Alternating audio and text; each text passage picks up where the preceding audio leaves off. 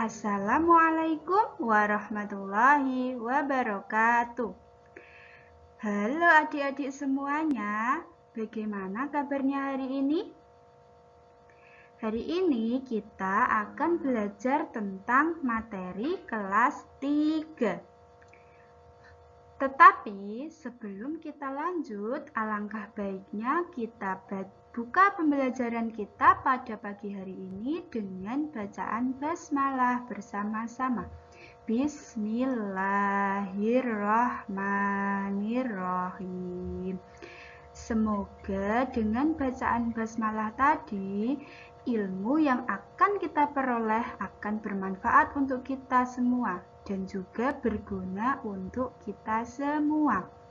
Nah, pada pembelajaran hari ini kita akan belajar tentang tema, lebih tepatnya tentang tema 2, menyayangi tumbuhan dan hewan. Subtema 2, manfaat hewan bagi kehidupan manusia. Nah, untuk materi pembahasan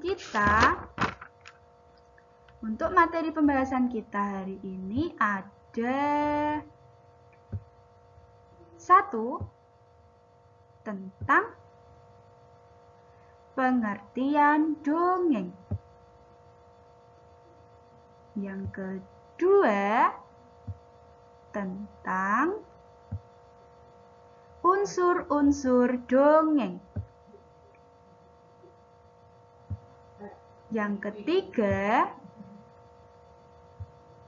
tentang contoh dongeng.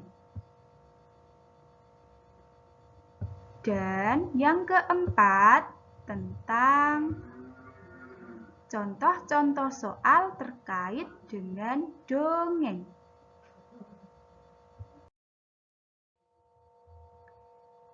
Nah, sebelum itu kakak mau tanya nih, apa sih yang dimaksud dengan dongeng itu?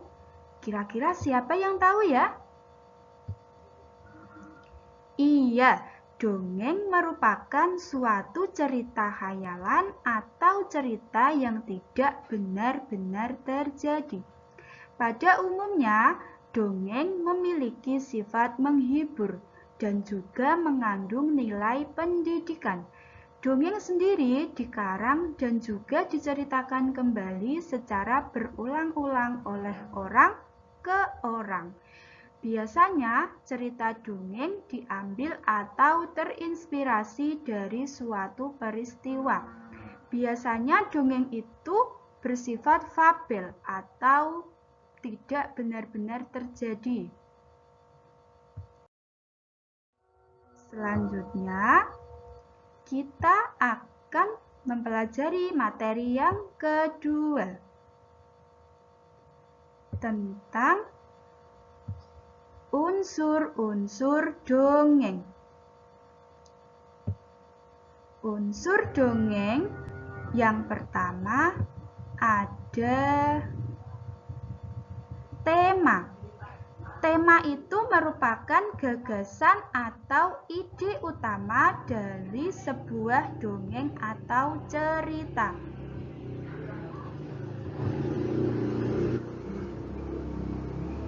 Yang kedua, unsur yang kedua ada latar. Latar merupakan keterangan tentang waktu, tempat, dan juga situasi dari cerita atau dongeng. Unsur yang ketiga ada alur. Alur itu disebut sebagai jalannya suatu cerita atau jalannya suatu dongeng. Yang keempat ada tokoh. Tokoh merupakan pelaku utama dari sebuah dongeng atau cerita. Tokoh itu tidak hanya diperankan oleh manusia saja, tetapi bisa juga diperankan oleh hewan. Untuk unsur yang kelima ada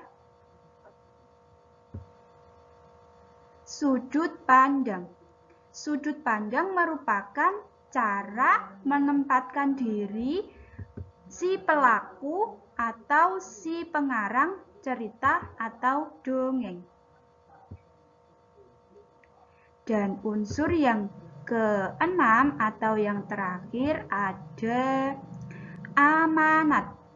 Amanat merupakan suatu pesan moral yang hendak disampaikan oleh penulis atau pengarang dari cerita atau dongeng tersebut.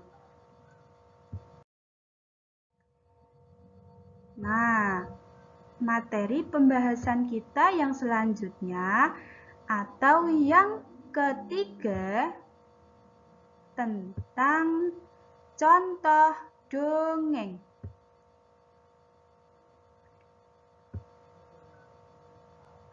Kakak punya satu contoh dongeng tentang kura-kura yang sombong.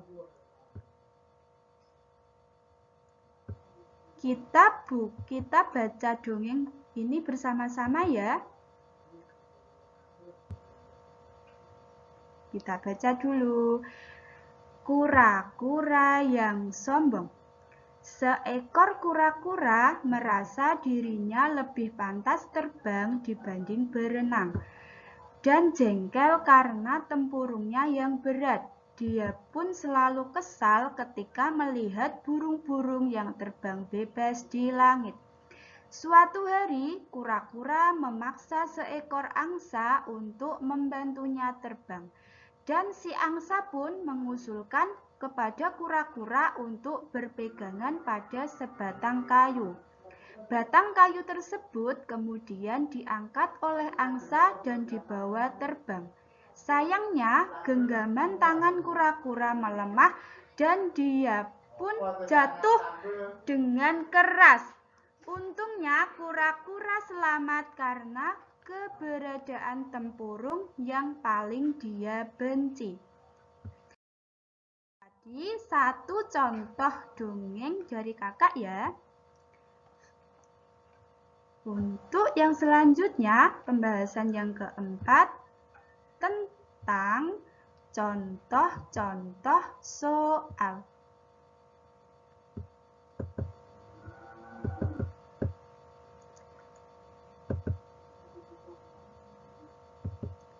Contoh soal atau latihan soal.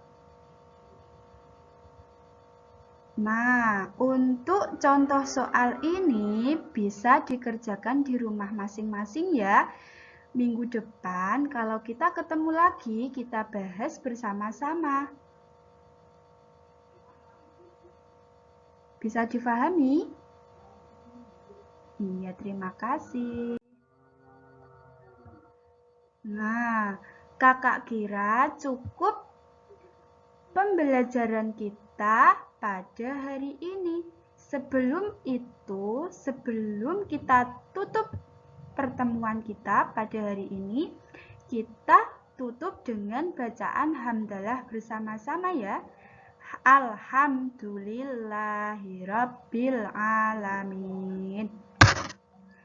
Semoga apa yang kita pelajari pada hari ini dapat bermanfaat untuk kita semua. Tetap semangat semuanya. Kakak akhiri. Wassalamualaikum warahmatullahi wabarakatuh.